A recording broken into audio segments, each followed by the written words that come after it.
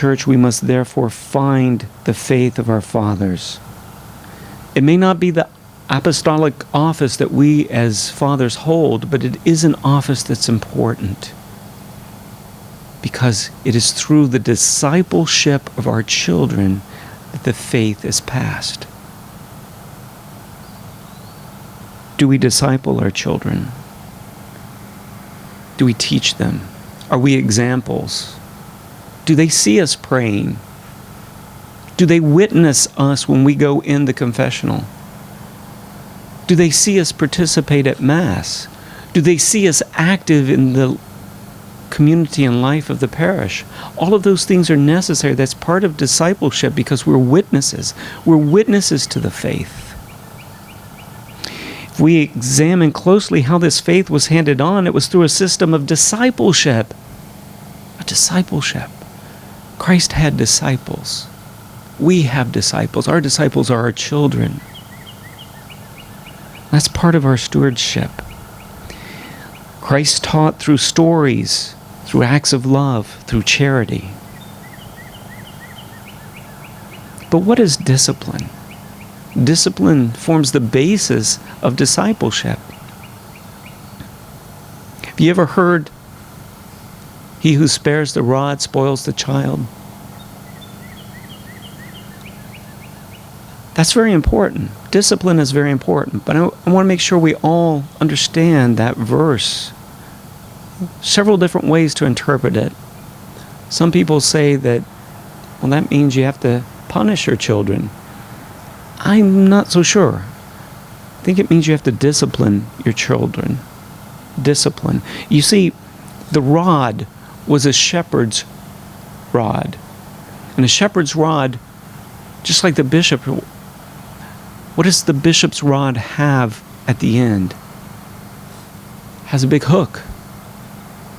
So when the sheep would leave, when they would go out, when they would get lost, or when they were going to a new pasture and they would start veering off, the shepherd would put the rod around their neck and pull them back into line. Pull them back into line. That's what discipline is. It's pulling them back into line, showing them the right path. Sheep are stupid animals.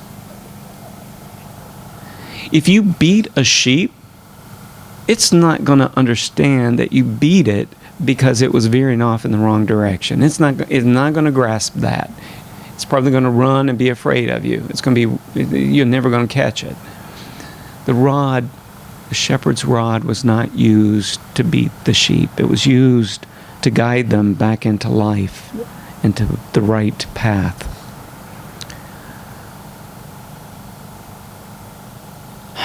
Spare the rod, spoil the child. Whoever spares the rod hates the child, but whoever loves will apply discipline.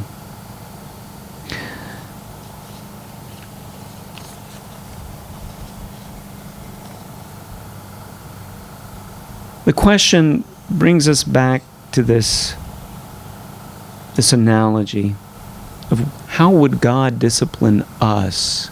I mean, if we're called to discipline our children this way, let's think about it. That how does God discipline us? And I was thinking about that, and I said, well, if we tell a lie, we usually do not suffer a great lightning bolt of chastisement from the sky. God doesn't strike us dead if we tell a lie. It's certainly a sin. It's against the 10 Commandments. But we're not struck dead. Okay? What if we miss Mass on Sunday? Well, normally a big sinkhole doesn't open and swallow us as we're watching the Redskins on TV. Okay? Normally doesn't happen. God doesn't act like that. He does not use the rod to beat us. He uses the rod to pull us back in. He gently calls us back to the fold. So you see, the fourth characteristic of the domestic church is that she is apostolic. She hands on a discipline. Not that we have an apostolic office, but that we have an apostolic function of handing on the discipline of the faith to our children. Discipline, when done correctly, will be a source of comfort. The psalmist says, your rod and your staff, they comfort me. Your rod, fathers, will be comfort to your children because it will give them the straight and narrow. It will provide a source of reassurance that they need. I recall comforting at the time she was 3 years old. She was in the middle of a wild tantrum. She was mad. She was mad because her sister would not let her paint her nails with the pink nail polish. And she had gone into a tizzy and she could not control herself. And I held her. I picked her up, put my arms around her. I said, no, you're not going to swing punches. You're not going to bite. You're not going to kick. You don't get the pink nail polish. I'm so sorry. But you can't do that. She was in moments. She relaxed. The reassurance of having something there to hold her was all she needed. Reassurance of knowing that you're there, fathers, to provide sage advice, to pull your children back into the way of the faith. Not to beat them up, but to give them that loving, fatherly concern. That's what it's about. At the same time, the rod is not a wet noodle. You can't be overly flexible. You have to stand up. You do have to say, this is right, this is wrong. You have to speak the truth.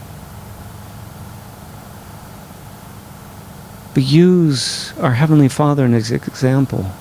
How does He treat you? How does He treat you? You see, as leaders, you're called to impose a discipline that imparts the faith, but also a discipline with respect to the financial resources that have been given to you. So this discipline does go into a little bit deeper areas of your life. So in summary, the domestic church must be one. So you must have a cohesive synergy between you and your wife to determine the financial affairs of the family. The domestic church must be holy. Its resources are given for the sanctification and salvation of the members of the church, the family. The domestic church must be Catholic. It must be universal. It has to be in union with Holy Mother Church, and it must support its function of charity. Finally, the domestic church must be apostolic. It must hand on a discipline, and it must be seeped in a discipline that manages its affairs appropriately. Everything we have because God gave it to us. This is the principle of stewardship. We're not the true owner, and when we die, it doesn't go with us. We all know that. We can't pack up the Lamborghini in our caskets. Sorry. Or the Corvette. Therefore, while we're here on earth, we're only stewards. So I ask you, are you following the 4 principles of the church in your domestic church? Finally, I'd like to ask you to focus on this one last thing. Responsibility that you have as investors. If you've been successful, if you've made a good retirement, if you have 401ks, if you have IRAs, Holy Mother Church asks you to think about how they are invested. And that's important. If you have stocks, if you have bonds that are not in mutual funds, how are those companies dealing with the social issues of the day? That's important. That's important.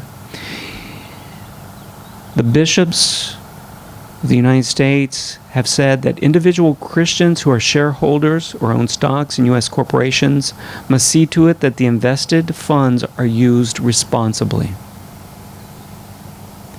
As owners, they must cooperate in shaping the policies of those companies through, if possible, dialogue with management, through votes at corporate meetings, through introduction of resolutions, and through participation in investment decisions.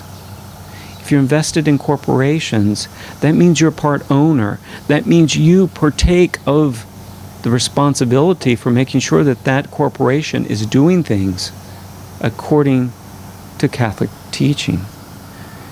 Unfortunately, most shareholders today exercise relatively little power in corporate governance.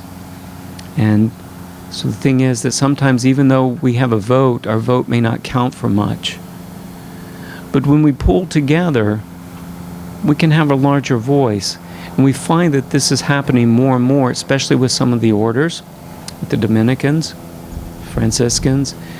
There's a Catholic investment company called Ave Maria, and they have investment funds that have been vetted to make sure that they do follow the provisions of the Catholic teaching, the provisions of the Catholic Conference of Bishops. The strategy is to avoid participation in harmful activities, to use your role as a stockholder for social stewardship, and to promote the common good. We must do no harm. We must do no harm, brothers.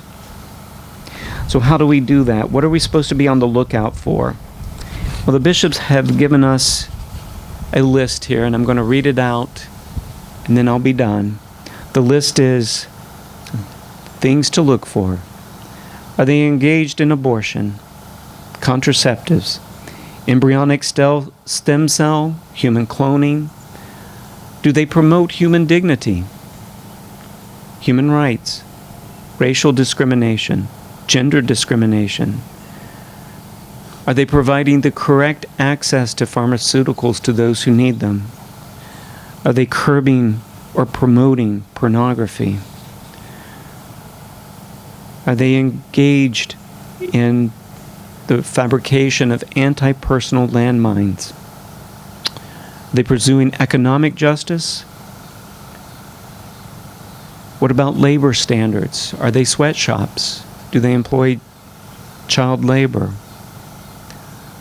What about affordable housing and banking? Are they protecting the environment?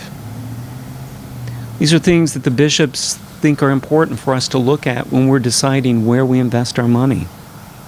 If we're lucky enough to have earned a good living and we have a place to invest.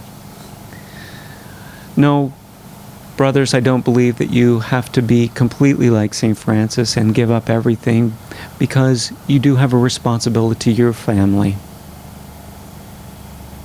But with that responsibility, you have other responsibilities, which is to make sure that the blessings that you've been given are used wisely within the context of the family and are invested wisely in the context of investment. I think that each and every one of you has a wonderful vocation. I know that you do, because I am a husband. It's one of the greatest things that's ever happened to me in my life. The day I got married, the day I had my first child. I think you relate to that. One of the second greatest joys was being ordained. But with each of these comes a responsibility. And I'm speaking now specifically with my responsibility as the leader of my domestic church. These are things that we need to take seriously. And that's all I have to say